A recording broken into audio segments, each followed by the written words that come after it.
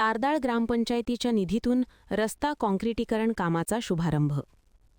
हातकणंगले तालुक्यातील तारदाळमधील जावईवाडी परिसरात असणाऱ्या जांभळे घर ते पट्टेकरी घरापर्यंतच्या भागात ग्रामपंचायतीच्या निधीतून मंजूर झालेल्या रस्ता काँक्रिटीकरण कामाचा शुभारंभ शुक्रवारी सकाळी मान्यवरांच्या हस्ते उत्साहात करण्यात आला.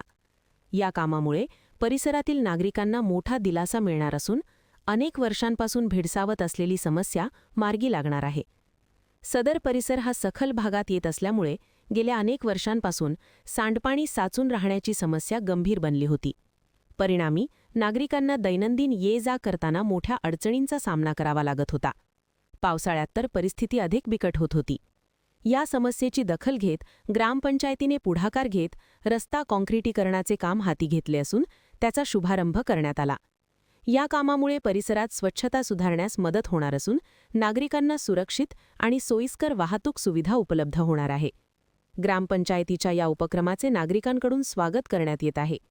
या शुभारंभ प्रसंगी पंचायत समिती सदस्या प्रियंका खोबरे, सरपंच पल्लवी पोवार, भीमराव बन्ने, प्रवीण खोबरे, सचिन पोवार, चंद्रकांत तांबवे, रणजित पोवार, प्रवीण पाटील, सूर्यकांत जाधव, सूरज कोळी, नितीन खोचरे, विजय चौगुले, सुरेश पोवार, रमेश नर्मदे, धैर्यशील शिंदे, पांडुरंग माने, महादेव चोपडे यांच्यासह परिसरातील महिला व नागरिक मोठ्या संख्येने उपस्थित होते.